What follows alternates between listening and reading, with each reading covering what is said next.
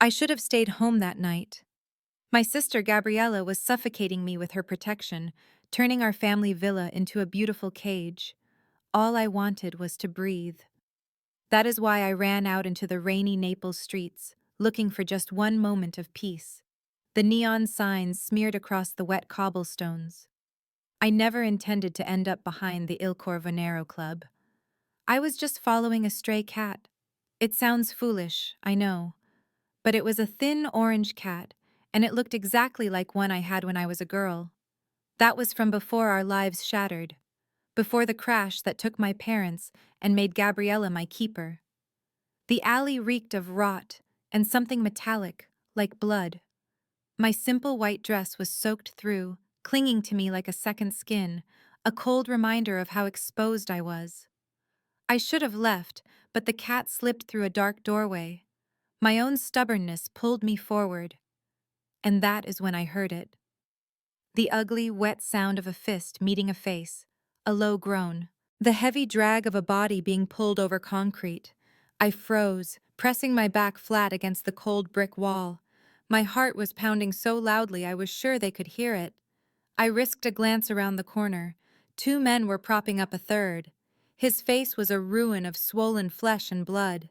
Standing before them was the most handsome monster I had ever seen. Smoke from his cigarette danced in the damp air. Dario Santo. I knew the name. The entire city of Naples knew it. He was a legend. He had taken the old Santori crime family and rebuilt it into a modern empire founded on fear. 35 years old, a master of cruelty in a perfectly cut suit. He took a final drag from the cigarette and pressed the glowing end against the broken man's forehead. A raw scream echoed in the narrow space, and my legs turned to water. Dario's voice was like silk covering a razor. You took something that belonged to me, Carmine. I do not tolerate thieves. Please, I can get it back. Your debt will be paid another way. He gave his men a small, sharp nod. I did not wait to see what that meant. I spun to run and slammed right into a wall of a man. He was huge, scarred, and his eyes were completely dead. His hand clamped down on my arm like a steel trap. Boss, he called out, we have a witness. Everything stopped. Dario turned his head with a terrifying slowness. The moment his dark eyes locked on mine, the world seemed to stop breathing. The rain felt like it hung suspended in the air. The shadows around us deepened. He walked toward me with the fluid grace of a panther closing in on its prey. He stopped so close I could smell his cologne, a sharp mix of citrus and raw menace. What is this? He murmured. I could not speak. My body screamed at me to run, but the giant, whose name I would later learn was Marco, held me tight. Dario lifted my chin with one finger. The touch felt like a hot brand on my skin. You are trembling, little flower. That famous smirk played on his lips. Is it the cold, or are you just scared? Both, I managed to whisper. A low laugh rumbled in his chest, a rich, dark sound that vibrated through my bones. You are honest. I appreciate that. He studied my face, his gaze so intense it felt like he was memorizing my soul. Tell me your name. Ravenna. The word was a faint breath. Ravenna Fior. I did not see a thing. The lie was pathetic. He let his hand drop. You saw everything. That creates a problem for me. A shard of pure fear pierced my chest. Please, I will not say a word to anyone. I swear. He seemed to enjoy my desperation. Your life. Yes, let us discuss that. He began to circle me slowly. His eyes followed me, a physical touch I could feel all over. You are not from this world, he said. You are too clean, too untouched. That last word struck me like a slap. I have never been touched. The words tumbled out of my mouth before I could stop them. I immediately wished I could pull them back. Why did I say that? Panic was making me a fool. Never. Not in that way. I just meant, I started rambling. I do not belong here. This is not for me. I am no one. Just let me go home. I will forget everything. No. The word was final. He moved in again, so close I could see tiny flecks of gold in his dark eyes. This is what will happen now, Ravenna Fior. You will give me your phone. My hand shook as I pulled it from my pocket. He took it and passed it to Marco.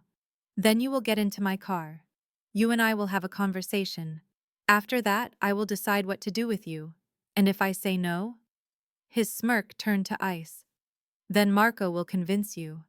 I do not think you want that. Do you? I glanced at Marco, then at Carmine's bleeding body moaning on the ground. The alley felt like my own grave. No, I whispered. Good girl. He placed his hand on the small of my back. It was a gesture of pure ownership as he led me to a black Mercedes, waiting at the end of the alley. The heat from his hand burned through my dress. Marco opened the car door. I got inside, sinking into leather seats that cost more than everything I had ever owned. A single thought consumed me. My life is over. But then Dario slid in beside me, his leg pressed against mine. He leaned close, his voice a low whisper in my ear. Do not be scared, little flower. For you, I will rewrite every single rule. In that instant, I realized something much worse. My life was not finished. It was now owned by the devil himself. And may God forgive me, but a small piece of my soul was desperate to find out the cost. If you feel that same dangerous attraction to Dario's world, if you must know what becomes of Ravenna, then be sure to subscribe. The story from this point forward becomes even more intense, and you will not want to miss a single second. The car smelled of expensive leather and something else. It was the scent of raw power. Dario said nothing while his driver cut through the rain-slicked city. He just watched me with an unnerving focus, as if I were a complicated problem he was about to unravel. I looked down at my hands, fighting to control my breathing. It was useless. The car stopped before a skyscraper made of shadow and glass. It loomed over the harbor, a dark crown of sharp edges. This is my home, Dario said. He said it like it was a prison sentence. Marco opened my door. I knew I had no choice but to get out. I trailed Dario into the building. The lobby was a cold expanse of marble designed to intimidate. Security guards in costly suits acknowledged Dario with a nod as he passed. The woman at the reception desk made a point of looking somewhere else. In this place, everyone knew who was in charge. I was about to learn my own position in that order. Riding the elevator to the penthouse felt like being lowered into a grave. Dario stood too close. His presence seemed to steal all the air from the small compartment. I could feel the heat radiating from his body. I heard his slow, even breathing, a sharp contrast to my own panicked gasps. Relax, he murmured. I do not bite. Unless you ask me to. Heat rushed to my face. The doors slid open to a sprawling penthouse that seemed crafted from sin itself. Floor-to-ceiling windows revealed the whole Bay of Naples. The city lights below sparkled like gemstones tossed onto dark fabric. Everything was dark wood and black leather. The paintings on the walls were priceless. Sit, Dario commanded, gesturing to a sofa. I did as he said. He poured a golden-brown liquid from a thick crystal decanter into 2 tumblers. I do not drink, I whispered. Tonight, you do. He forced the glass into my hand. It will help you unwind. I took a tiny sip. It was whiskey. It seared a path down my throat. But he was not wrong. It steadied me. Dario settled into a large armchair across from me. His posture radiated absolute control as he just observed me. Well, he said at last. Ravenna Fior, 23 years of age. You share a villa outside the city with your sister Gabriella. Your parents died in a car accident 7 years ago. You work in a bookstore. You like poetry. You have never had a man in your life. The blood in my body ran cold. How do you know all that? In my city, I know everything about everyone. He moved the whiskey around in his glass. But you are an anomaly. You do not belong to a competing family. You have zero ties to my world, which leaves only one question. Why were you in the alley behind my club? I already told you. I was following a cat. The truth, Ravina. His voice dropped to a low rumble that set every one of my nerves on fire. That is the truth. My words were weak and trembling. It sounds insane, I know, but I promise. I believe you.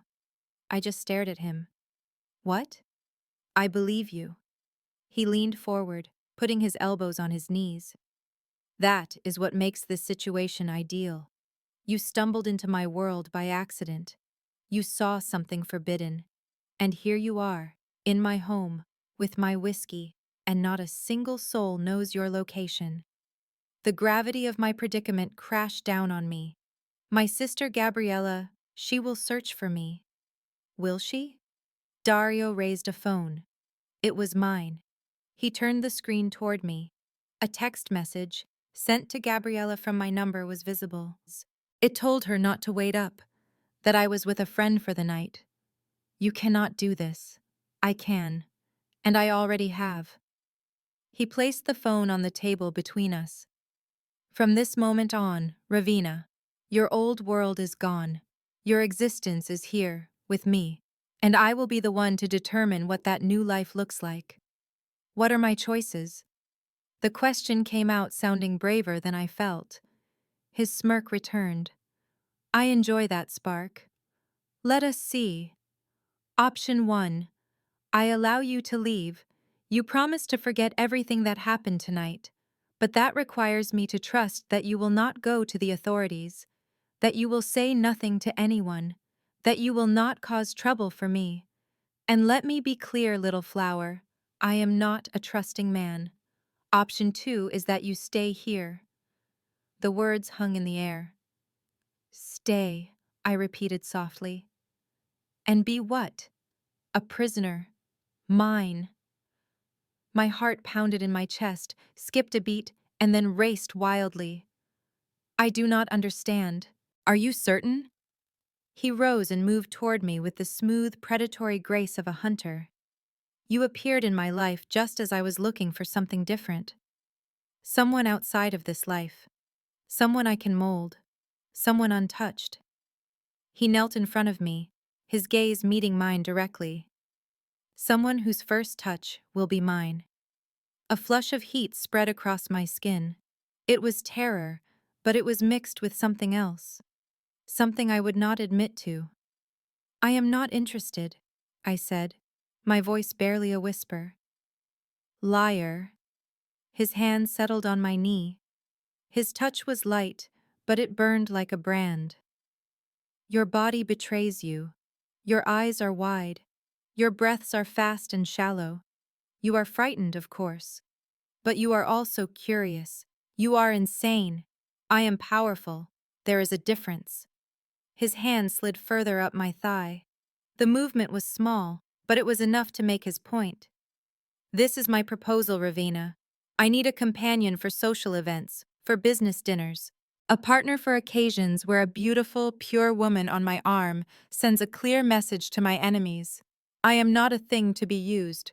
No, you are an asset, and I always protect my assets. His eyes held mine. Your sister is struggling, is she not? The hospital bills from your mother's illness. The bank will take your house in 3 months. You work yourself to exhaustion at that bookshop, but it is never going to be enough. How could he know about Gabriella's problems? About everything? I can make all of that disappear, Dario said. One phone call. Your sister's debt will be erased. Your financial troubles will be over. All you have to do is accept. And if I say no? His hand fell away from my leg. He stood and went to the window. Then you walk out of here tonight. Tomorrow, the men Gabriella owes money to will get much more forceful. The bookstore you work at could have a sudden fire. Your simple, safe life will shatter. You are threatening my family. I am explaining reality to you. He turned, a dark silhouette against the city lights, an angel of pure judgment. This world is a brutal place, Ravenna. I am offering you a shield, complete protection, and a life of wealth you cannot imagine. I am only asking for your time, your company, and your obedience. For how long? It ends when I say it ends. He had built a beautiful cage made of pure gold. But then I pictured Gabby, the stacks of unpaid bills, the exhausted look she had every single morning. I have to think about this. You have 60 seconds. That is not fair. I have never claimed to be a fair man. 50 seconds. My mind was a hurricane of panic. This was insane. It was a nightmare. I had to run, to scream for help. I saw Gabby's face, how much she had sacrificed for me, the fear in her voice when debt collectors called. If I agree, my own voice said, I need your promise. You will never, ever harm my sister. You have my word. And I will not, the words caught in my throat. Share your bed. His smile was predatory. Only if you get on your knees and beg for it. Heat flooded my face. That is never going to happen. We will see. He stepped toward me and held out his hand. Do we have a deal, Ravina Fior? I stared at his hand. It was powerful and scarred, marked by a violence I could feel in my bones. This was the moment. This was the choice with no turning back. I put my hand in his. We have a deal. His fingers clamped down on mine, and I thought I heard a lock click shut. Welcome to my world, little flower, Dario whispered, pulling me to my feet. I promise you, your life will never be the same. He was not wrong. Oh God, he was not wrong. I woke up in a bed softer than any cloud, and a million times more dangerous. For a moment, I did not know where I was. Then it all crashed down on me. The deal, this penthouse, the devil with eyes of stone who now owned me. I bolted upright in bed, my heart hammering. The room was huge, all shades of gray and black, filled with art that made violence look beautiful. Floor-to-ceiling windows showed the city of Naples waking up. The morning sun turned the bay into liquid gold. A note sat on the nightstand, written in sharp, aggressive script. Your clothes are in the closet. Breakfast is at 8. Do not make me come looking for you. D. I checked my phone. 7:47. I had 13 minutes. The closet was bigger than my entire apartment, and it was packed. There were designer dresses, casual clothes, and shoes that cost more than I made in 6 months. Everything was my size. He had planned for this. He knew I would say yes. His arrogance should have made me furious. Instead, a chill of pure fear slid down my spine. I chose the plainest things I could find, a pair of black pants and a silk blouse the color of cream, and tried to make myself presentable. The woman in the mirror was a stranger. She was someone who belonged in this world of money and dangerous men. I hated how perfect I looked. At exactly 8 o'clock, I found my way to the dining room. Dario sat at the head of a table that could seat 12 people, his focus entirely on a tablet. He did not bother to look up. Sit. I chose the chair to his right. Food began to arrive as if by magic. There were pastries, fresh fruit, espresso, and things I had never seen before. A woman in a crisp uniform set everything down and left without a single word. Eat, Dario commanded, his eyes still fixed on the screen. I am not hungry. You will eat. We have a long day. Doing what? He finally lifted his head. God, his eyes were like black holes. I am showing you your new life. He stood, buttoned his perfectly cut charcoal gray jacket, and held out his hand. Come. As we rode the elevator down to the garage, I found my voice. I need to call my sister. She is going to be worried. It is handled. I sent Marco to give her a message. You are away for a few days, visiting a friend in Rome. She thinks you are finally taking her advice to have some fun.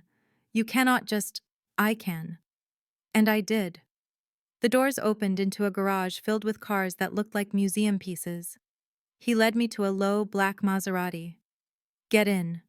Where are we going? We are going shopping. I do not need, yes, you do. He held the door open for me. After I got in, He shut it with a heavy thud that sounded like the end of the world. The drive through Naples was a blur. Dario drove the way he lived, with speed and absolute confidence, daring anyone to get in his way. I gripped the seat, trying to keep my fear from showing.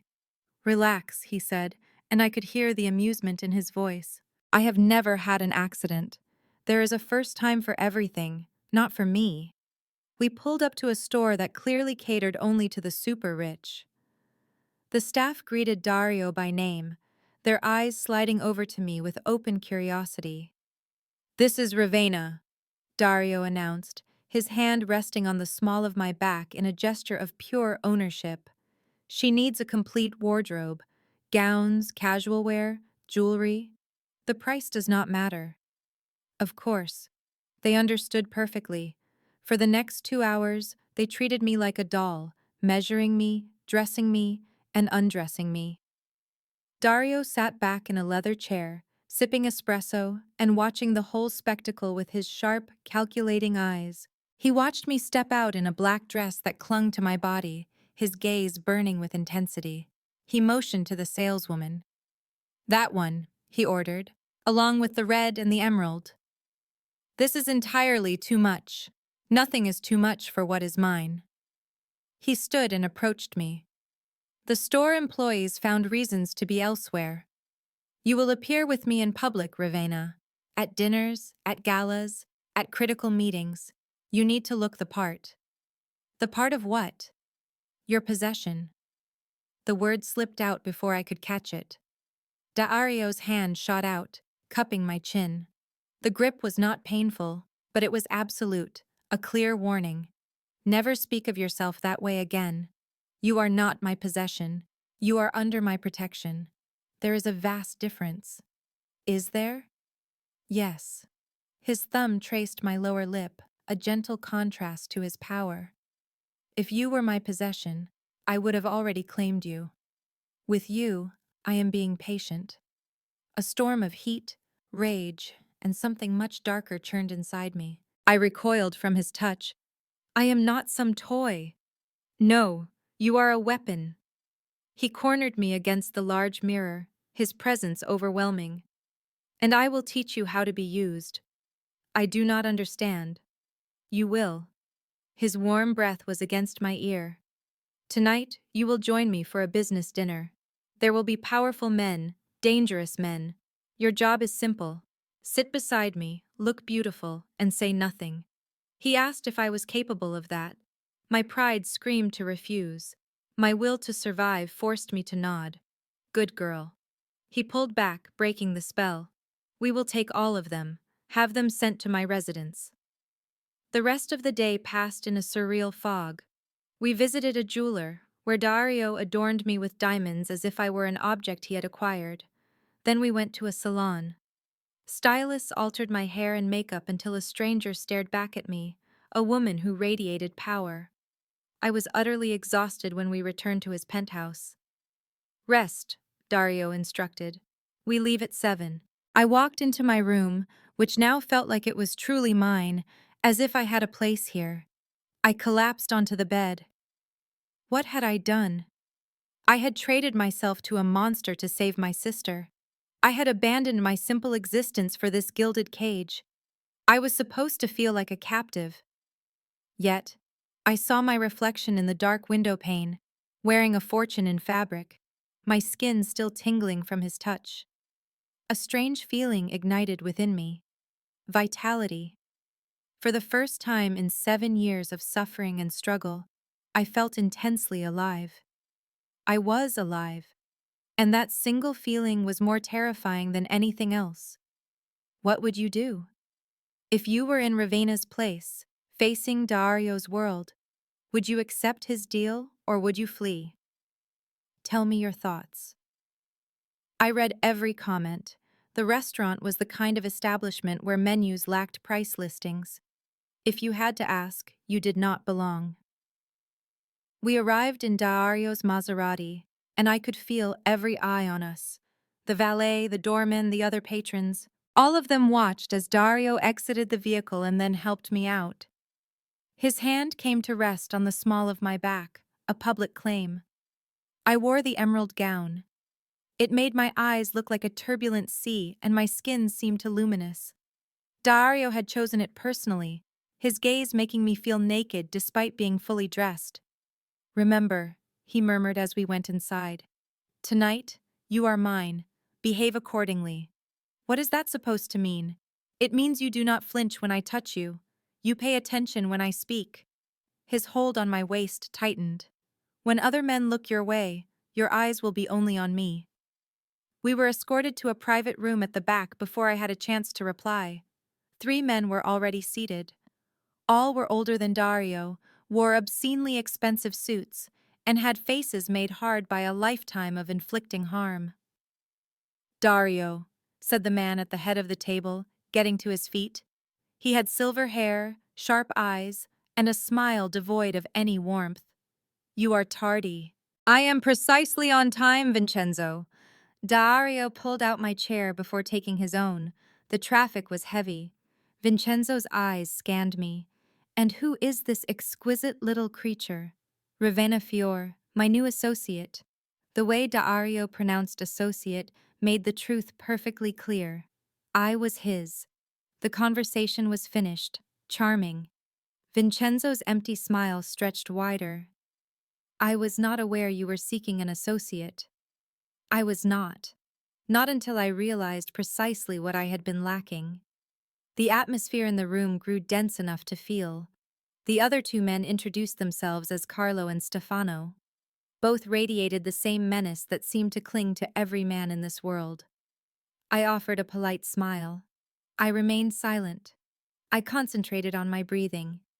Dinner was served, an elaborate French dish I could not identify.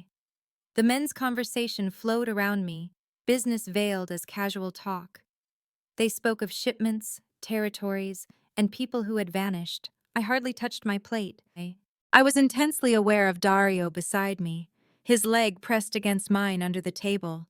His hand would occasionally settle on my thigh, a touch that was both casual and possessive. "So tell me, Dario," Vincenzo said, but his eyes were fixed on me. "Where did you unearth such an innocent? She seems so pure." That word felt like a physical blow. Dario's hand tightened on my thigh. "Ravenna is with me now. I would hate for anyone to forget that." Of course, of course." Vincenzo raised his wine glass. "But you must admit, she is a departure from your usual type. My tastes have evolved." "Have they? Or have you simply found a new plaything?" The insult hung in the air between them. I felt Dario go completely still beside me. It was not a calm stillness. It was the stillness of a predator about to strike. It was the quiet of a predator just before the strike. "Be careful, my friend," Dario murmured. "Your words are starting to test my patience." "Are they now?" Vincenzo's smile twisted into a cruel line. "My apologies. I am simply trying to understand why a man who shatters every rule would suddenly parade a woman around as if she matters. Unless," his eyes glinted with a nasty light, "unless she is more than she appears. So tell me, Dario, what is her family name? What power does she hold?" "None." The single word silenced the entire room.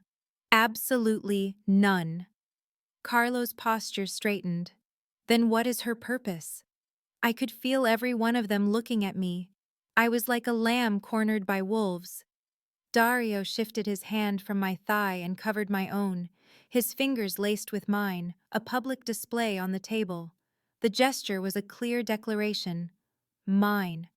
"Her purpose," Dario said, his voice dropping into a deep, menacing tone, "is whatever I decide it is, just like everything else in this city." Vincenzo forced a laugh, but it sounded hollow. "You are still so arrogant. Your father would be so proud. My father is dead." Dario's voice was sharp enough to cut glass. "And I am nothing like him. That is why I am sitting at this table while he rots in the ground." The atmosphere in the room cracked in a second. The 3 men went rigid.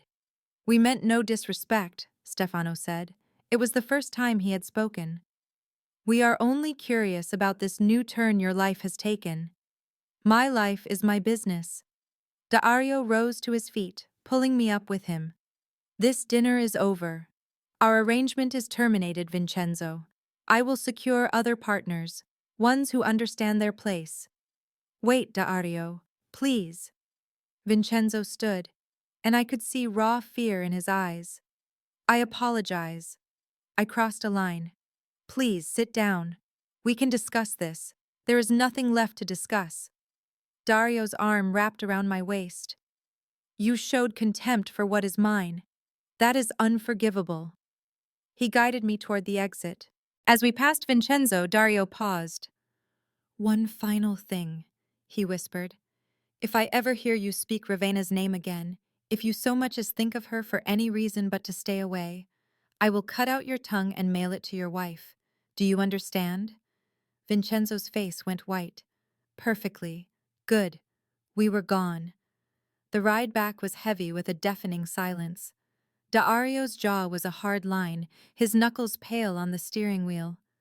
I was too terrified to speak. But then we reached the penthouse. The elevator doors closed, sealing us in that tight space, and I finally found my voice. You did not have to do that for me. Yes, I did.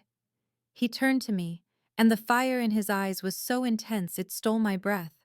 No one disrespects you, not ever again. I do not care who they think they are. They were your partners. They are nothing to me now. He stepped closer. You need to understand something, Ravenna. When I say you are mine, it is not a game. I do not speak words I do not mean. You are under my protection. That means if anyone hurts you, says a cruel word to you, or even looks at you wrong, they answer to me. Why? The question escaped me. Why would you care? I am just... Just what? His hand came up to cup my face gently. You think you are nothing? You think I would destroy alliances that took years to forge for no good reason? I do not understand. Then let me make you understand. He kissed me. It was not gentle. It was not tender. It was a kiss of possession, of raw hunger.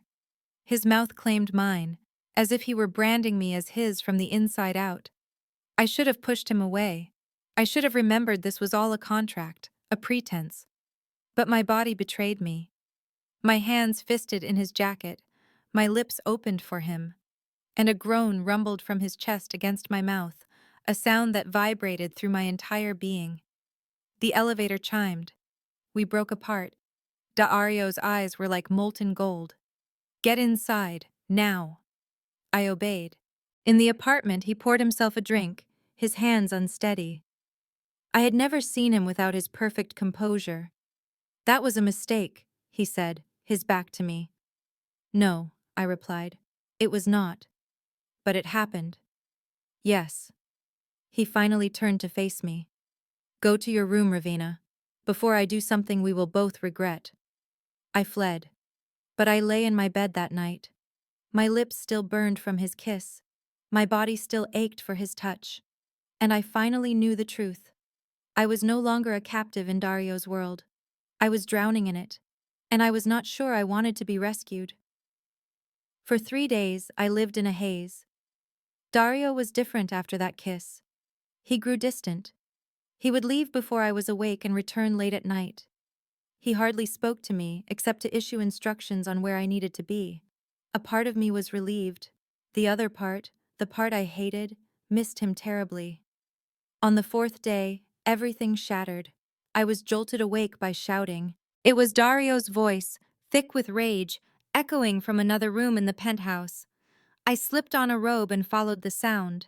He was in his office, phone pressed to his ear, pacing like a caged animal. I do not care what it takes, he snarled into the phone. Find him, and bring him to me alive. He paused. Because I want to be the one to finish him, Marco. That is why. He slammed the phone down, and then he noticed me in the doorway. Why are you up? You were yelling. What is wrong? It is nothing that concerns you. But I saw it in his eyes. Something was terribly wrong. Dario, I began. This has nothing to do with you. He moved closer to me. For the first time, I saw an emotion on his face I never thought possible. He was afraid, but his fear was not for himself. It was for me. I needed to know the truth. Please, I whispered, just tell me.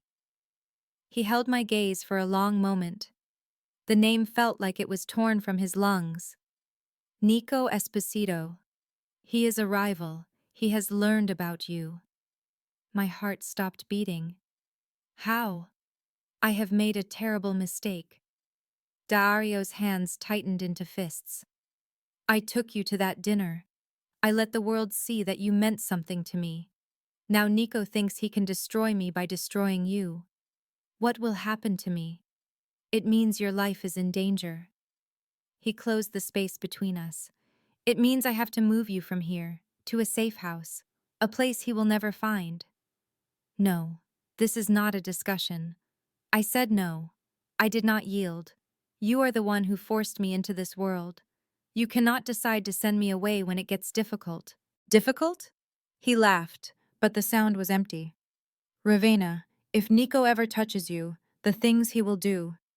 The thought was too horrible to complete. I will not let that happen. Then do not force me to go. Protect me here. You promised you would. You gave me your word. I cannot protect you from this. The confession hung in the air like smoke. I am afraid too. My voice was barely audible. But running will not solve anything. If he wants to use me to hurt you, he will find a way. At least here with you, I stand a chance. Dario's jaw was a hard line. You put too much faith in me. Maybe you need to be with a man who does. We stared at each other. The space between us crackled with unspoken words and energy. Then his phone buzzed. He checked the display and his entire focus shifted. Stay here. Do not leave this penthouse for any reason. Marco is posted outside your door. If there is a problem, you will go with him. Do you understand? Where are you going? To bring this to an end. Bring this. He was gone before I could protest. The hours dragged on. I wandered the apartment like a ghost, watching the sun travel across the sky. Marco was a silent, solid presence outside. I could not eat.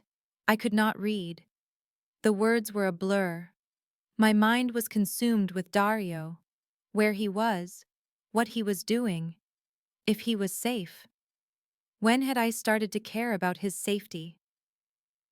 The sun was setting when the main door flew open. Dario entered, and my heart stopped. His shirt and hands were stained with blood. It was smeared on his face, but he moved with power and purpose, telling me the blood was not his. It is done, Ravenna. His voice was hollow and distant. Nico is gone. His organization is gone. There is no longer a threat. A powerful wave of relief washed over me. Thank God. No. He held up a hand, stopping me. Do not thank God. Thank the fact that I put a bullet through his head and watched the life drain out of him on a warehouse floor. The mental image should have horrified me. It should have made me run. Instead, I walked toward him. You are hurt, I said, finally seeing a cut on his cheek. It is nothing. Let me clean it. Ravenna, please. Something in my voice made him surrender. In his bathroom of black marble and gleaming chrome, I wet a cloth and gently touched it to the wound. We stood so close I felt his breath on my skin. You should not be this close to me, Dario whispered. Not when I am like this. Like what? Covered in blood, having just taken a life? I am a monster, Ravenna. You should be terrified. I am, I admitted. But I am not afraid of you. His eyes locked onto mine. Then you are a fool. Perhaps. I cleaned the last of the blood from his jawline. Or perhaps I see something you refuse to acknowledge. And what is that? A man who killed to keep me safe. I killed to protect my own assets. Liar. The word escaped me on a soft breath. You were scared. I saw it this morning. You were scared for me. His hand was like lightning, his fingers circling my wrist. Do not mistake my protection for affection. Then why is your hand trembling? It was almost invisible, but it was there. The aftershock of the violence, the weight of his actions, the fear he had held for me all day. Ravenna, my name was a clear warning. You need to leave this bathroom right now. Why? Because my self-control is hanging by a thread, and if you stay, if you keep looking at me like that. Like what? As if you do not hate me for what I am. I set the cloth down and placed my palm against his chest, feeling the wild hammering of his heart beneath the ruined shirt. I should hate you, I whispered. You blackmailed me. You trapped me. You turned my world upside down. Yes, but I do not. The thread snapped. Dario growled and pulled me flush against him, his mouth capturing mine in a hard kiss. This was not like the kiss in the elevator. This was desperate and raw, as if he wanted to consume me. I surrendered to it, the taste of blood and danger mixing with a feeling that was terrifyingly close to need. His hands were everywhere, in my hair, around my waist, then gripping my hips to pull me tighter against him. I felt the hard ridge of his body, the unmistakable proof of his arousal against my stomach. Tell me to stop, he rasped against my lips. For the love of God, Ravenna, make me stop. Number. He pulled back just enough to see my face, his eyes wild. You have no idea what you are asking for. Then show me. Something inside him shattered. He lifted me as if I weighed nothing. He carried me into his bedroom, a room I had never been allowed to see. It was all dark wood, and even darker promises. He placed me on silk sheets and loomed over me. There is no turning back from this, he rasped, his voice rough. Once this is done, it is forever. You will be mine in all the ways that matter. My answer was a whisper. I already am. You established that the night we met. He shook his head. Not like this. His hand traced a path down my skin, leaving a wake of heat behind it. I have wanted you since I found you trembling in that alley, he admitted. I have thought about this, about you, every night since then. I looked at him. Then stop thinking. His lips met mine again, this time with a slow deliberation, as if he were committing the moment to memory. His fingers brushed against the tie of my robe, then stilled. I have never been with anyone, I confessed, my voice shaking despite my will to steady it. I know. A genuine, soft smile touched his lips, a brief glimpse of the man behind the beast. I will be gentle, he promised. At first. A hot flush swept through my entire body at his last two words. He unwrapped my robe with a slow reverence, handling me as if I were something priceless.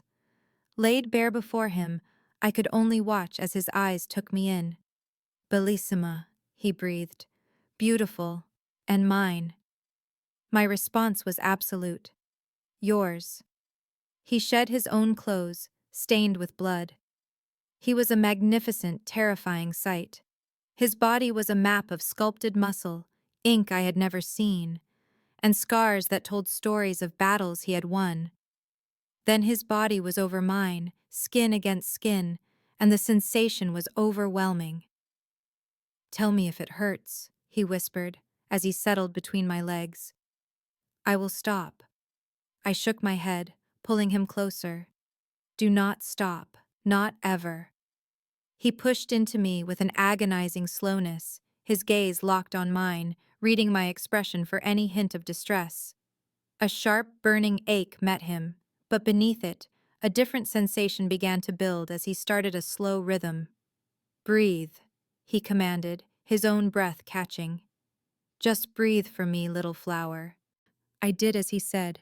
With each breath, each deliberate push, the pain dissolved into a wave of pure pleasure. Dario, I gasped. I know, he murmured against my skin.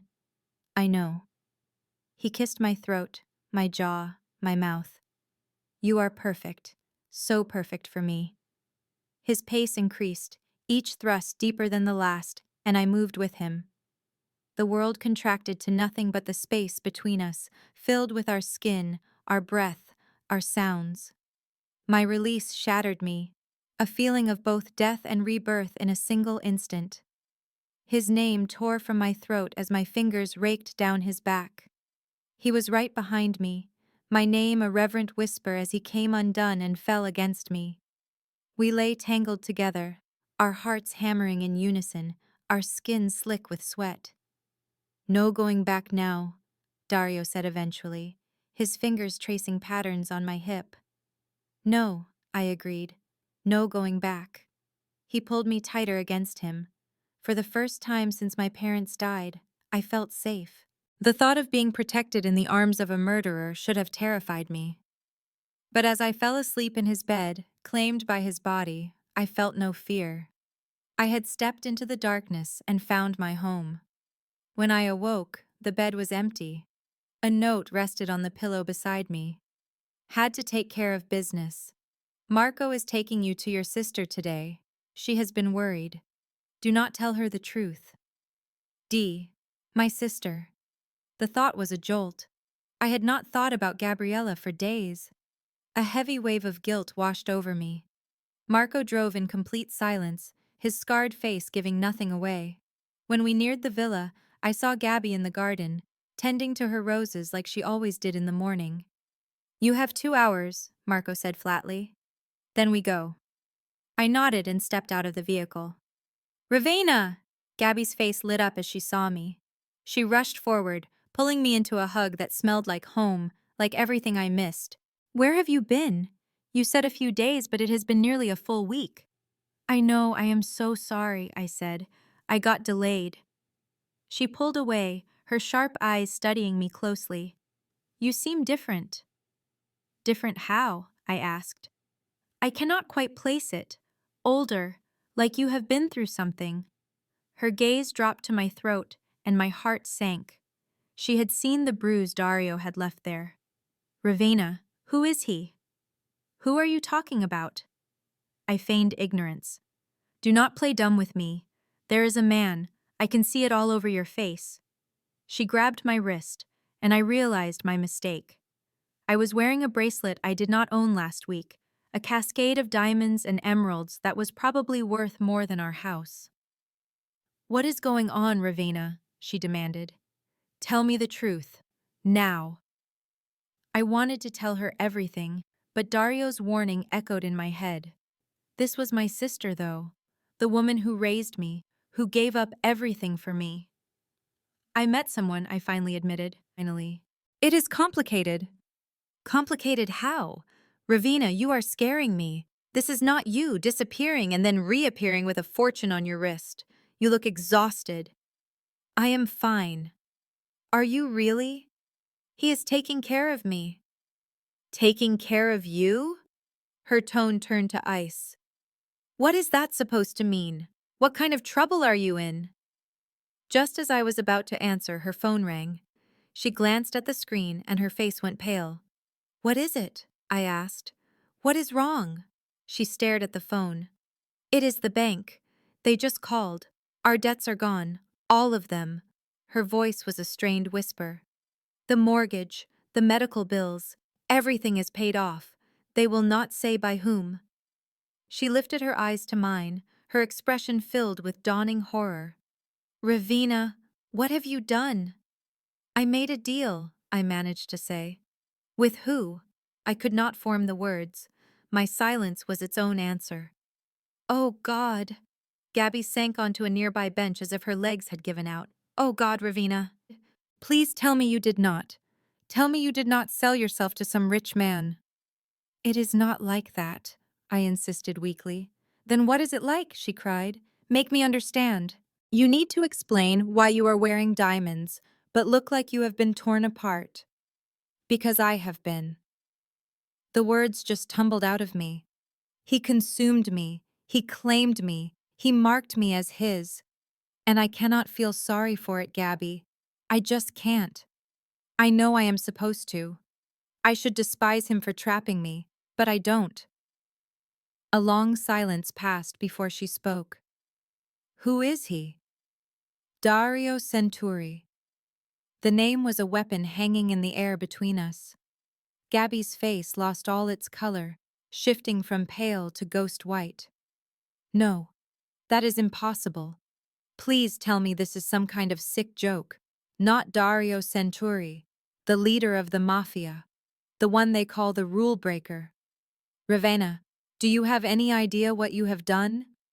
I saved our family. You were drowning in debt. You were handling it. You were working yourself into an early grave. I shot back. I refused to just stand there and let it happen. So when he offered a way out, when he promised to make it all go away, you sold yourself to the devil. Maybe I did, but this devil keeps his promises. Gabby jumped to her feet and paced, her hands trembling. You must leave him. Right now. Today. I will figure out a way to handle the money. It is much too late for that. It is never too late. Gabby. I took her hands. I am in love with him. The confession stunned us both into silence. You cannot be, she whispered. You have known him for only a week. I know it sounds crazy, but when I am with him, I feel alive. For the first time since our parents died, I feel like I am living, not just surviving. He is a killer, Ravenna. I know exactly how dangerous he is. I know he has the power to destroy you. I truly do. I looked directly into her eyes, but I think walking away from him would shatter me completely. Gabby stared at me as if I were a total stranger. Maybe I was. I cannot support this. Her tone was final. I will not stand by and watch you destroy yourself for a man like that. I am not asking for your support. I am only asking you to understand. I do not, and I never will. She pulled her hands away from mine. When this ends horribly, and it will, Ravenna, do not come running to me. Her words cut deeper than any knife. Gabby, I think you should go. Please, just leave now before I say something I can't take back. So she left. What choice did she give me? Marco drove me to the penthouse in total silence. I just stared at the passing city lights as tears streamed down my face. When we arrived, Dario was waiting in the living room. His expression hardened the second he saw my face. What is wrong? She knows about us. Everything. And she despises me for it. She does not hate you. He pulled me into his arms. She is just afraid for you. That is not the same thing. Is it not? Yes. He lifted my chin, making me meet his gaze. Do you have any regrets about this? About us? I should have said yes. I should have grabbed the escape he was offering. Instead, I answered, no, I do not regret it. I do not. Not when I know what I am, and especially because I know what you are. He then kissed me, so softly, as if I were made of glass. You are too pure for this world, Ravenna Fior. Then it is a good thing I have you here to corrupt me. That night proved just how right I was, and later, lying in his embrace, feeling branded and owned and completely his, he whispered something I almost did not catch. I love you. 3 words that rearranged my entire world. 3 words that sealed my fate. I whispered them back to him. And in the pitch-black room, I swear I heard the sound of chains locking together. Not to trap me, but to bind us together forever. I have a question for you. Would you choose a dangerous love over a safe and ordinary life? Put your honest answer in the comments. I was learning that love does not make the darkness disappear. It just gives you the courage to dance in it. 2 weeks after we admitted our feelings, Dario brought me deeper into his world. There were business meetings where I learned to recognize the violence that lurked behind a man's eyes. There were dinners where every smile was a concealed threat. There were nights he came home covered in blood that was not his, and I learned how to clean it from his skin without a single question. I was transforming into someone else, a person who could stand next to a monster and call him her love. But the past, as I was about to discover, does not stay buried forever. It started with a package that showed up at the penthouse. It had no markings. Marco brought it to Dario at breakfast, his face grim. Boss, you need to see this. Dario opened the box and froze. Inside lay a single, old, faded photograph. It showed a young boy, around 8, standing next to a man who looked like an older version of Dario.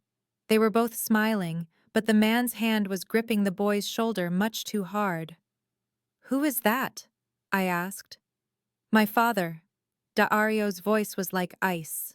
"And that is me, the day before he tried to end my life." His words felt like physical blows. "What?" He put the photograph down as if it burned his fingers.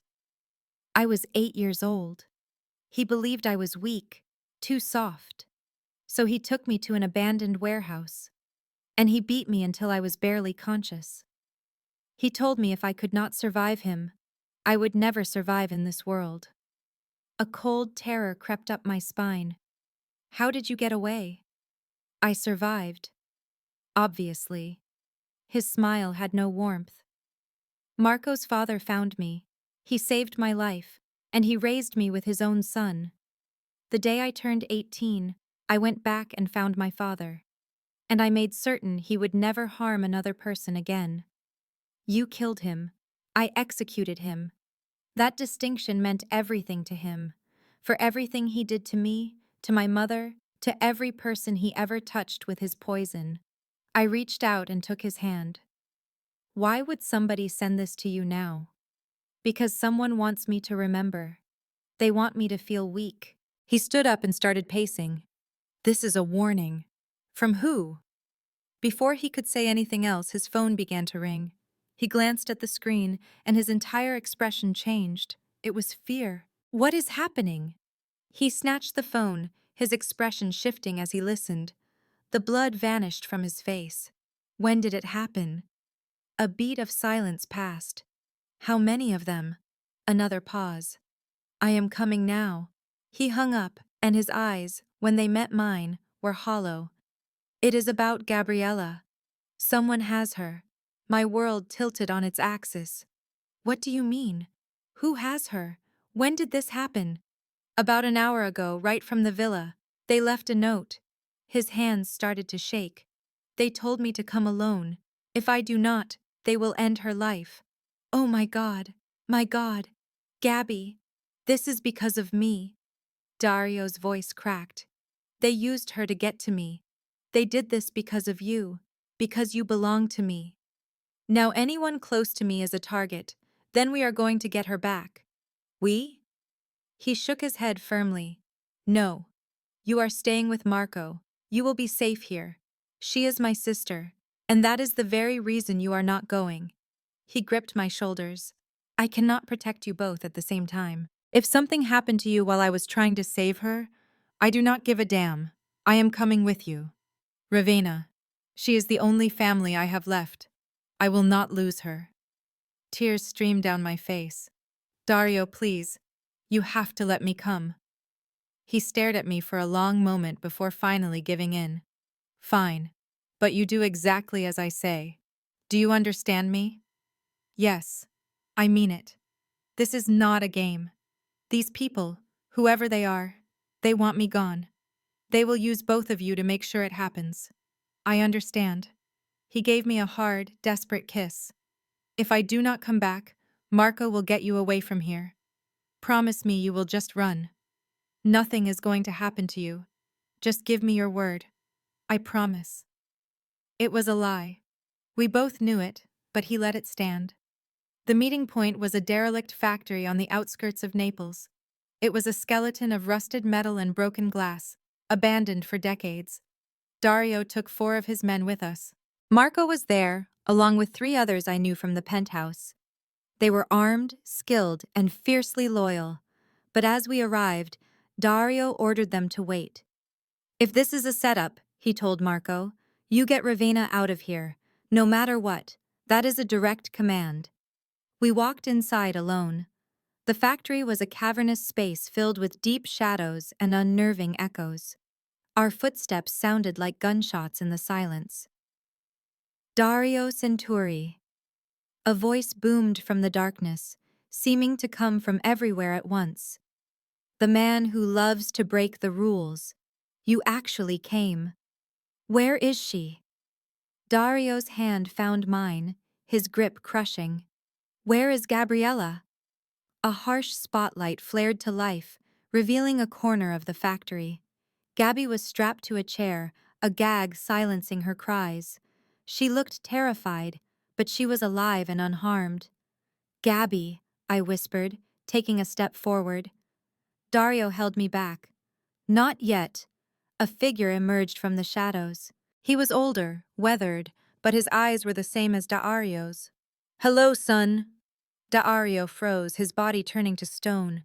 "That is impossible. You are dead. I watched you die. You watched me bleed." The man, Dario's father, offered a thin smile. "But I was always difficult to put down. You should know that better than anyone. This is not real." "Oh, it is very real." He moved toward Gabby, placing a knife against her skin. "And now, it is time for you to repay me for everything you did, for taking my empire, my name, my entire legacy. You have no legacy." Dario's voice was devoid of emotion. "You were a monster.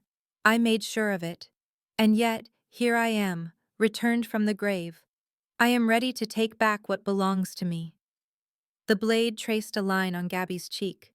A whimper escaped her through the gag. "I will start with those you care about. Do not you touch her." "Or what? You will kill me again?" His father chuckled. "I do not think so. This time, if I go down, she goes down with me. My men have their orders.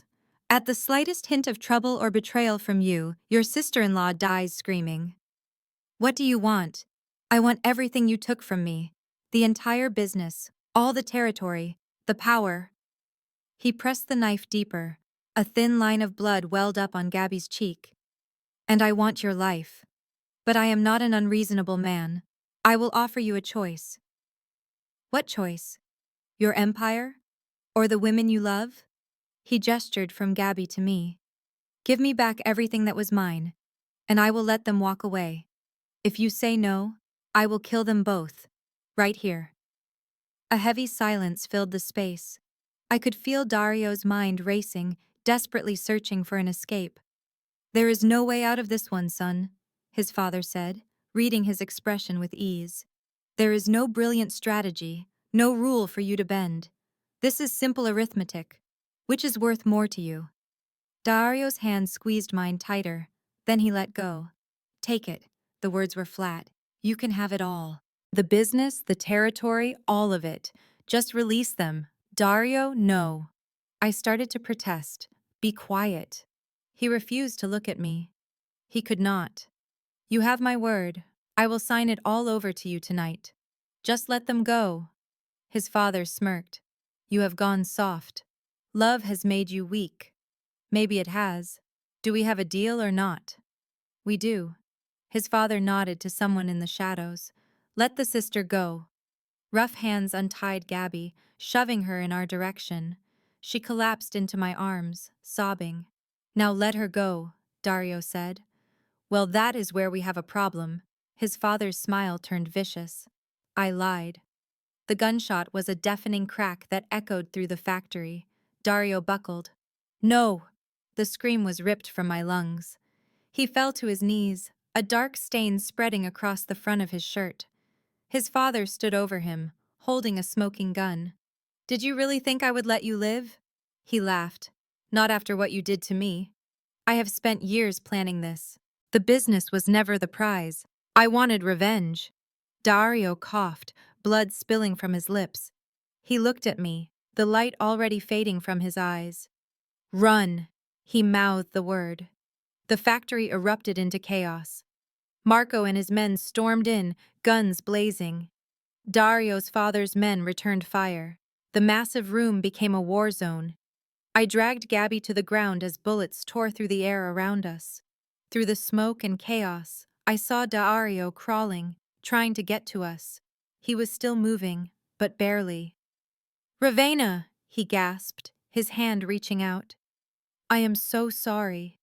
I am so sorry. Do not you dare die on me." I scrambled to his side, pressing my palms against the wound.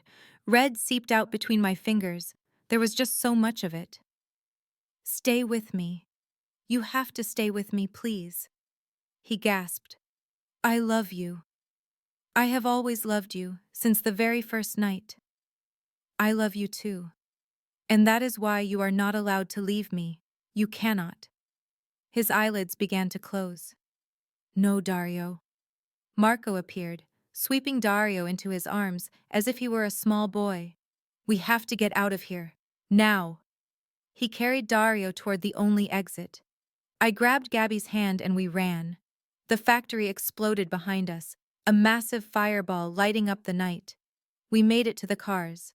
Marco gently laid Dario in the back, then drove like the devil himself was chasing us. A hospital, I begged. He needs a proper doctor. That is impossible. They would ask too many questions. Marco's expression was grim. I know someone. A doctor who stays off the grid. She can fix him. I rested Dario's head in my lap, my gaze locked on the faint rise and fall of his chest.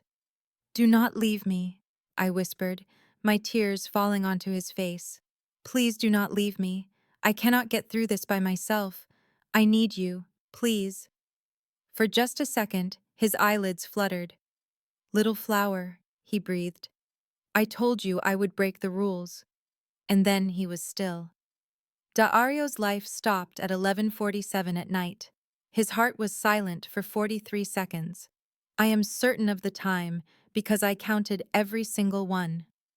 The underground doctor, a woman named Sophia, with calm hands and an absence of judgment, worked for 3 hours to bring him back. I fell apart completely, and Gabby was the one who held me together. Marco stood guard at the door like a stone statue, his sorrow silent and immense. My own breathing stopped when Sophia finally came out of the improvised operating room, her scrubs stained red. He is alive, she said. My world went black. Dario opened his eyes 3 days later. I was right there. I had not moved, sleeping in a chair next to him, holding his hand, trying to pull him back to me with sheer will. Ravenna, his voice was a raw, broken sound. You are real. I am real. I raised his hand to my lips. You scared me. I am sorry. He tried to smile, but it was weak. My plan did not involve dying. You did not die. It felt close enough. He looked around the small, secret apartment Sophia used for her patients. My father? Marco took care of it. He was in the factory when it went up in flames. A wave of different emotions washed over Dario's face. Relief, sadness, acceptance. Good. Gabby is safe. She is here with us. We have had a lot of time to talk. She does not hate you anymore. It is hard to hate a man who nearly died saving you. Dario closed his eyes. I was not the one who saved her. I was the one who fell for a trap. You walked into that trap for me. For us. I carefully climbed onto the bed, staying clear of his injuries. You were willing to give up everything for my sake. It was not enough. It was more than enough. I cupped his face in my hands. You loved me enough to let your whole empire, all of your power, everything you built, burn to ash. That is the very definition of everything, Dario. For 43 seconds, I did not have you. So he remembered it. The dark, the nothing. But I came back. Still not good enough. His hand found my waist, his touch surprisingly gentle for someone so weak. I have to be stronger, smarter, no more mistakes. There will always be people who want to harm us. Then I will destroy every one of them. He opened his eyes, and the fire in them took my breath away. Anyone who is a threat to you, anyone who even thinks of causing you pain, I will burn this entire city to the ground before I let anyone take you from me again. A promise like that should have made me afraid. Instead, it felt like I had finally found my way home.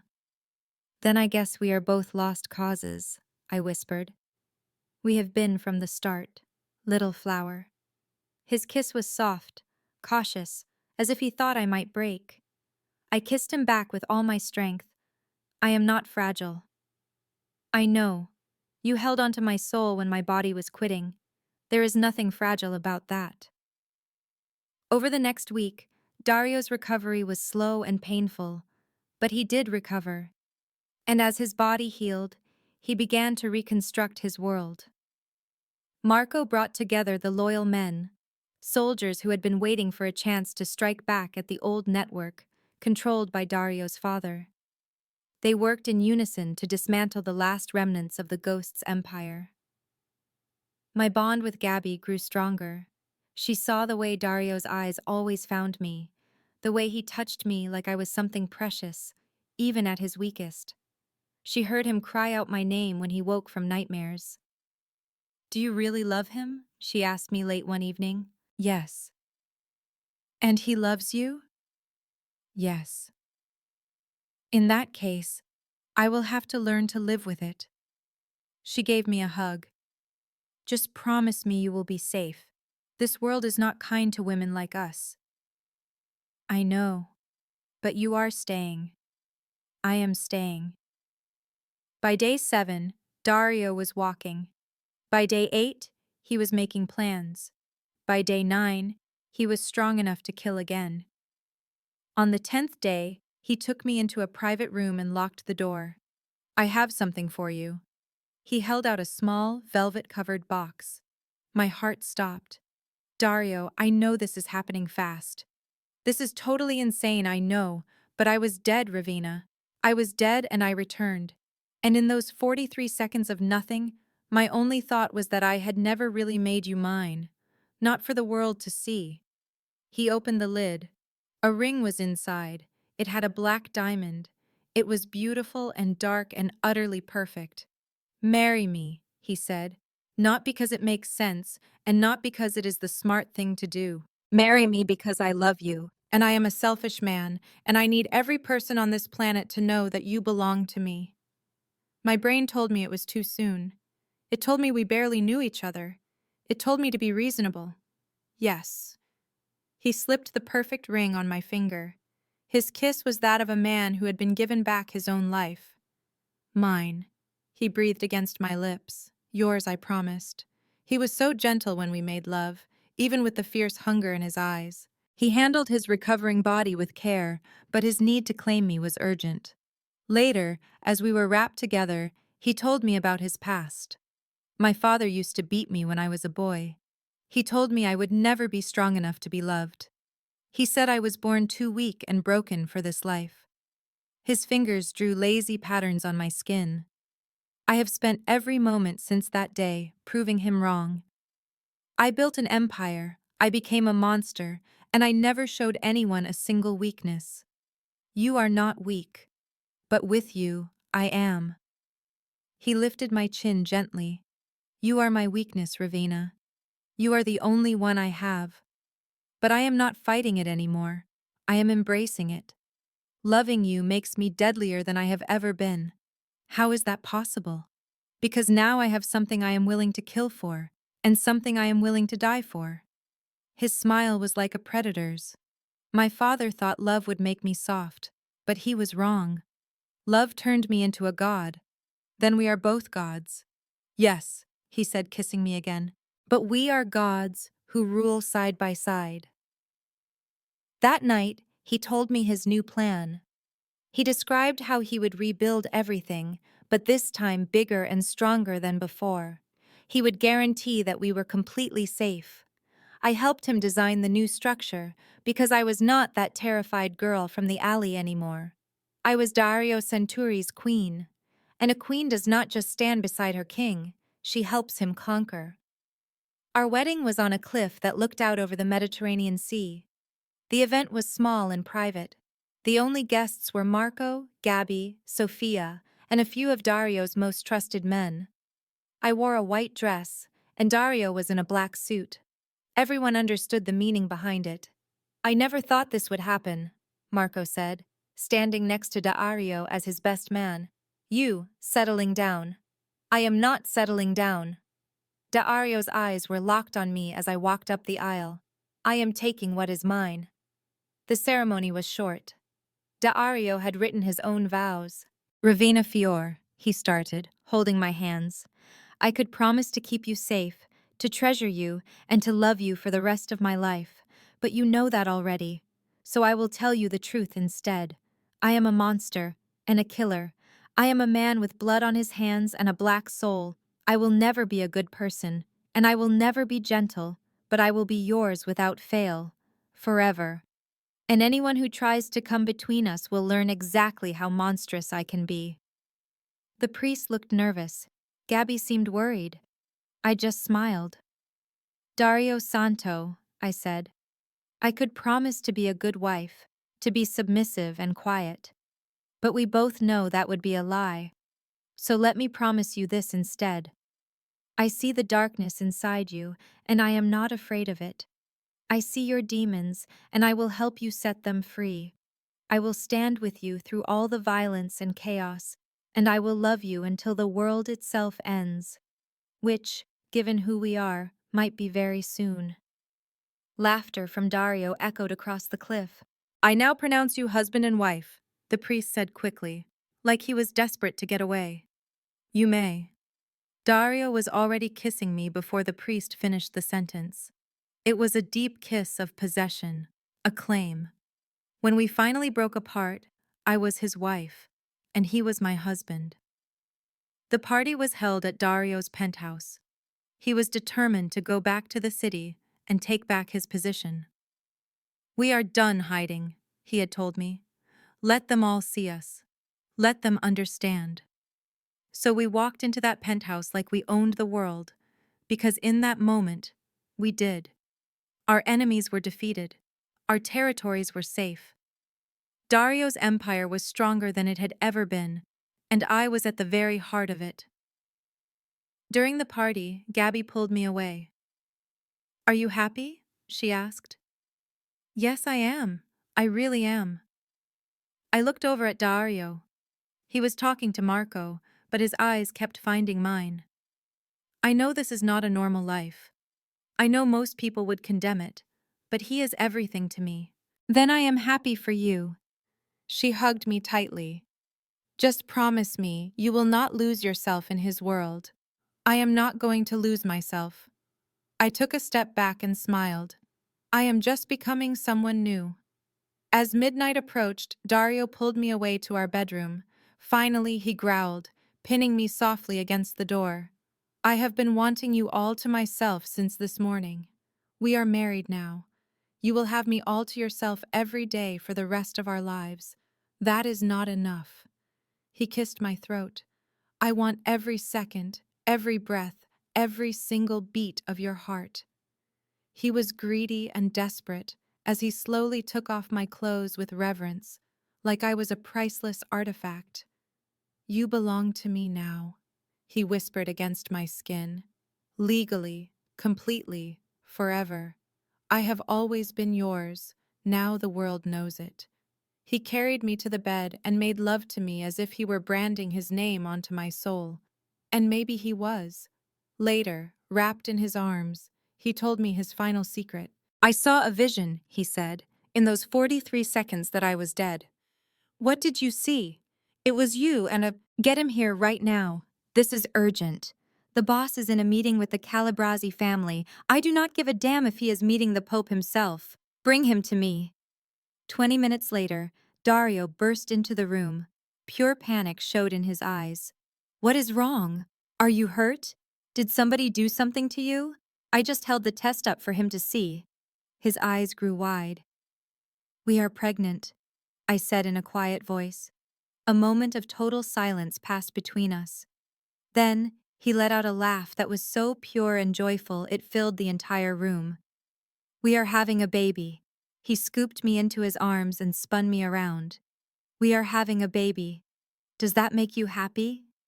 Happy. He set me down gently, his hands trembling as they framed my face. Ravina, I am scared to death. I feel completely overwhelmed, and I have never been happier in my whole damn life. My own tears started to fall. I had a feeling you would be. I just was not certain you were ready. I have been ready from the second you said yes to me. He dropped to his knees, pressing his forehead against my stomach. Hello there, little one. Your father is a monster, But I swear I will be a hero for you. I ran my fingers through his hair. This terrifying man was brought to his knees by the simple promise of a child. What if they use our child as a target? I whispered the fear that had been haunting me since I saw those 2 lines. What if your enemies decide to come after us? Then I will put every last one of them in the ground. He looked up at me, and the love in his eyes was matched only by the absolute promise of violence. Every single one. I will make this world safe for you and our baby, even if it means painting the streets red to get it done. Dario, I am being serious. He stood up and pulled me into a tight embrace. No more playing by their rules. No more compromises.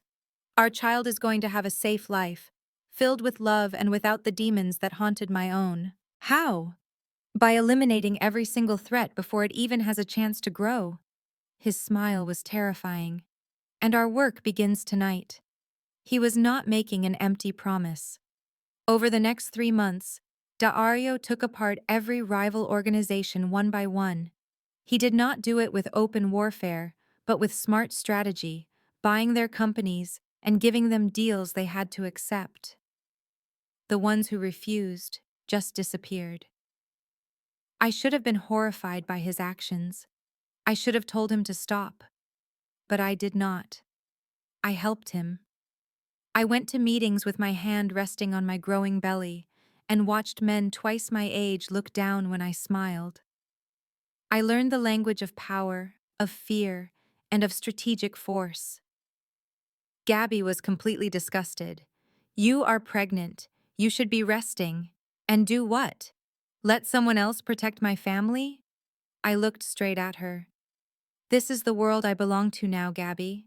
I am not some helpless girl any longer. I am Dario's wife and the mother to his heir, and I will do whatever it takes to keep us safe, even if I have to become just like him. Especially if I have to become just like him.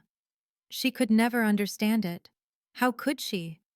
She had never felt real power, never known the rush of watching your enemies bow to you, and never loved someone so much she would turn into a monster for them.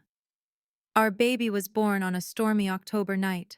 Dario never left my side for all 23 hours of labor. He held my hand, whispered encouragement, and looked at me like I was performing a miracle. When our daughter finally arrived, screaming her fury at the world, Dario cried.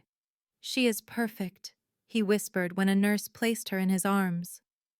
Just look at her, Ravenna. She is absolutely flawless. I had never seen him so gentle. This man, who could end a life without hesitation, was holding our child. He held her like she was made of starlight. What should we name her? I asked. He looked at me, then at our daughter, and finally at the storm that raged outside. Luna, he said, for the moon that showed me the way to you that first night. Luna Santo. Luna. I repeated the name. It felt right. Hello, Luna. Welcome to the beautiful, terrible world we call home. Her tiny hand wrapped around Dario's finger, and in that moment, I watched my husband, the man who broke every rule, the monster, the king of the Naples underworld, completely surrender. I will give you anything you want, he promised her. The world, the stars, anything you ask for. You could probably start with a college fund, I joked, exhausted but incredibly happy. College fund, an empire, it is all the same. He kissed Luna's forehead, and then he kissed me. Thank you for this, for her, for staying with me even though you know what I am. I would still choose you 1,000 times, even knowing everything you have done. Especially because I know everything you have done. He smiled. Then I guess we are both truly doomed, happily. Luna's christening was the biggest social event of the year. Every important family in Naples attended. Some came to show their respect, but most came to watch. They wanted to see if being a father had made Dario soft. He gave them their answer when he made his toast. My daughter, he said, holding Luna while I stood beside him, represents the beginning of something new. A future not built on the mistakes of the past, but on a foundation of family, love, and unwavering loyalty. His eyes scanned the entire crowd. And anyone who threatens her, or even thinks about using her as a weapon, will find that being a father has not made me gentle. It has made me utterly without mercy. The message could not have been clearer. If you touched his family, you would not just die. You would be made an example. That night, long after the guests had left and Luna was sleeping soundly, Dario found me on the balcony overlooking Naples. "What is on your mind?" he asked, wrapping his arms around me from behind.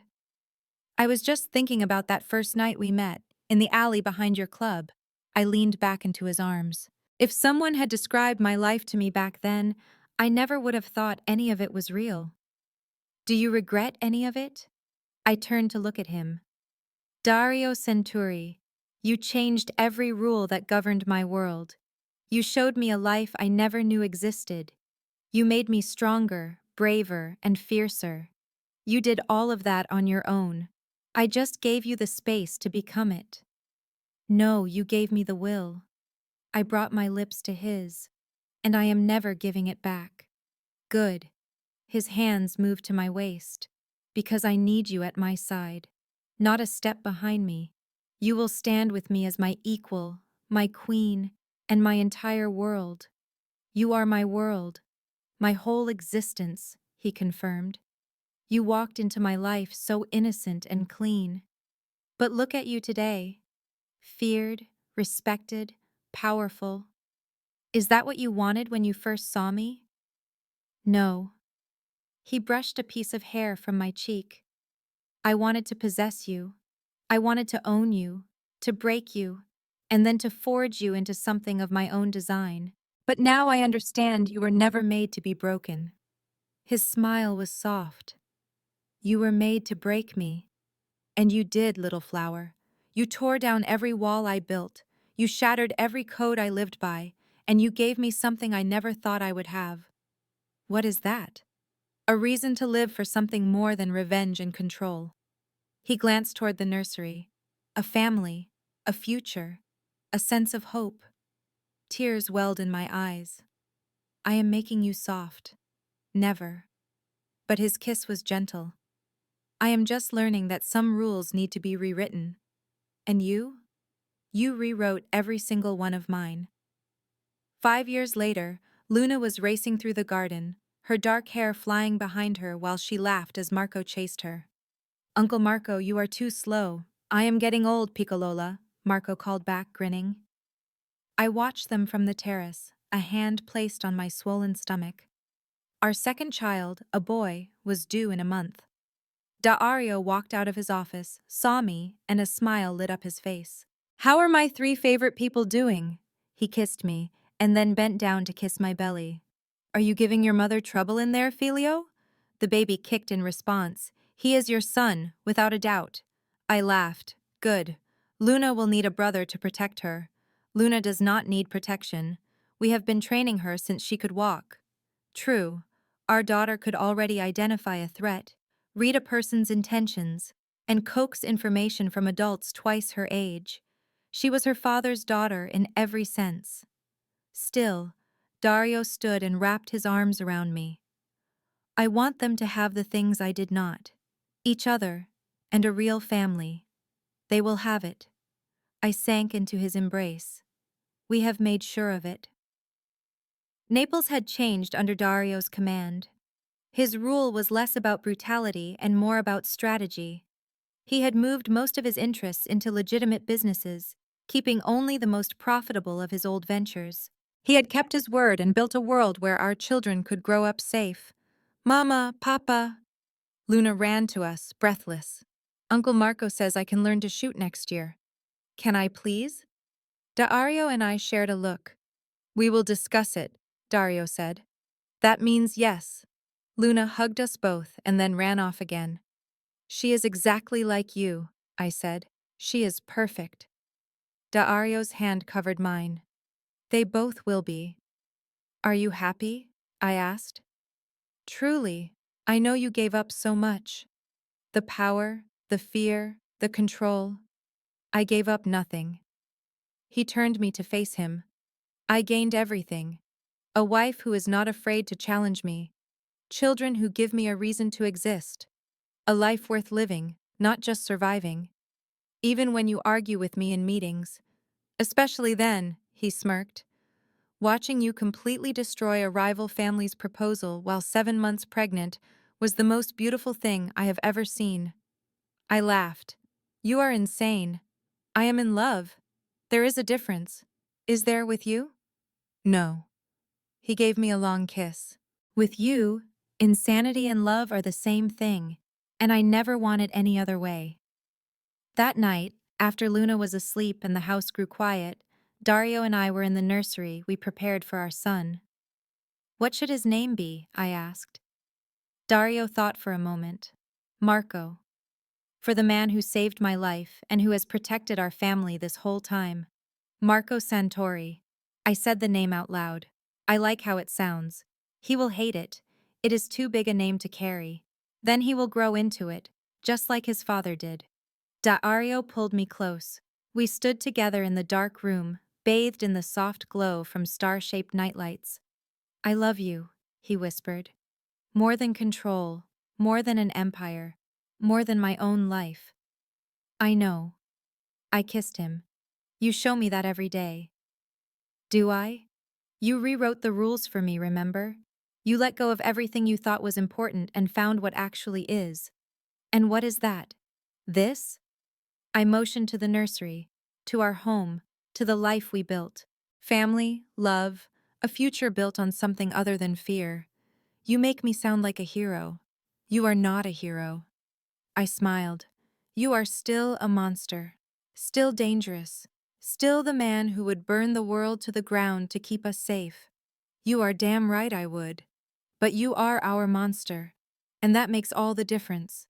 He kissed me again, deeper this time, full of passion.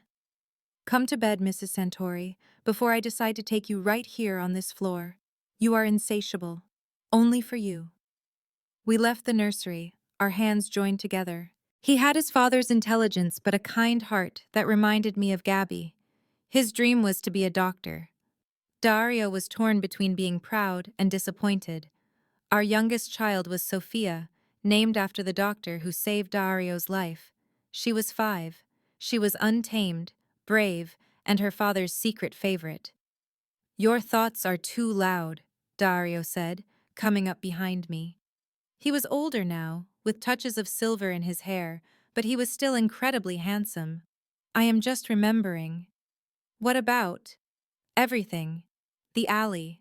The deal. That first kiss. I turned to face him inside his arms. Look at how far we have come. He kissed my forehead and said, Look at how far you have come. I was already a monster. You became a queen. We became a team. The most dangerous team Naples has ever seen. His smile was full of pride. Now, even the families in Rome fear the Santoris. Good. My vicious wife.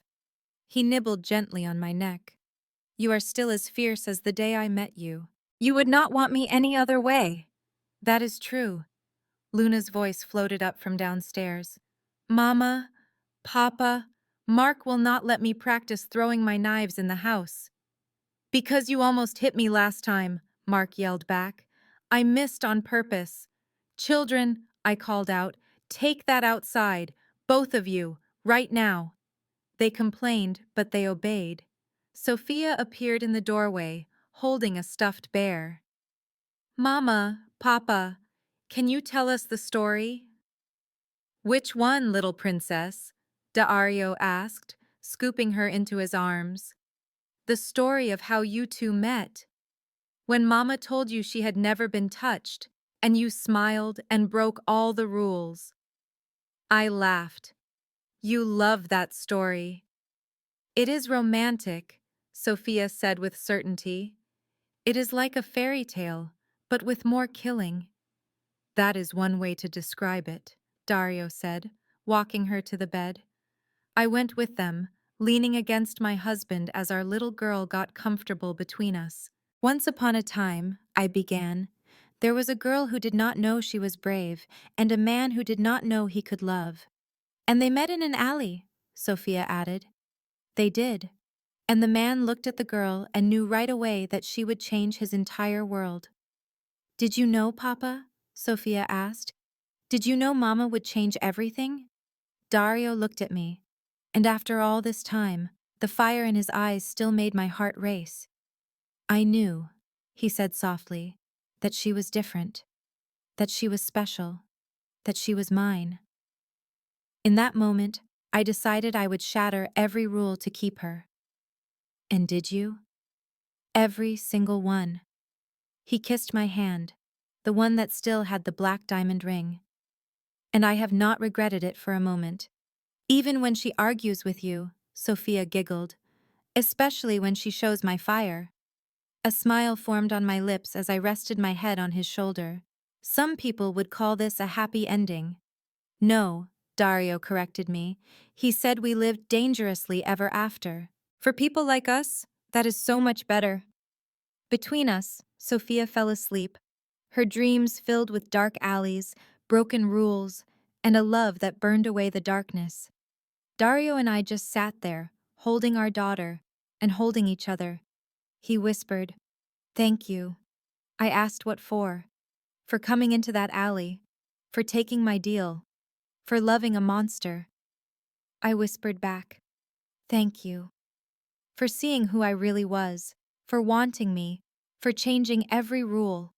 I would do it all over again. And so would I. We fell asleep right there. He was the monster, and I was his queen, the man who shattered the rules, and the woman who finally shattered him.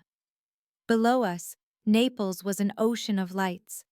It was our town, our kingdom, our future, born from blood and fire, and held together by a love that walked through hell and returned. It all began 7 years ago, with 4 words that changed my life forever. No one has ever touched me. Dario had smiled then, his voice a deep whisper. Then I will be the first, the last, the only one. He kept that promise and I kept mine, to stand by his side, to give him my heart, and to rule with him in both shadow and light. Until death do us part, and probably not even then. The end.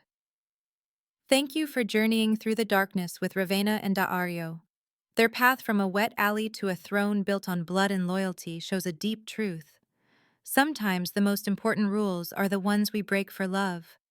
If their story captured your heart, took your breath away, and made you fall for dark romance all over again, please click the like button.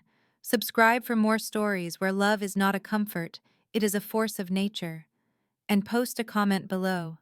Tell me about the moment that stuck with you. Their first kiss in the elevator. The time Dario took a bullet. The family they built from the ashes. Your engagement brings these stories to life. Share this video with anyone who needs a dark romance and who understands that mafia kings and queens do not want to be saved. They just want their crowns. Until we meet again, remember to live with danger. Remember to love with passion. And never forget that the greatest stories are created in the space where darkness meets desire. Go ahead and subscribe, like, and comment. I will see you in the next Forbidden Tale.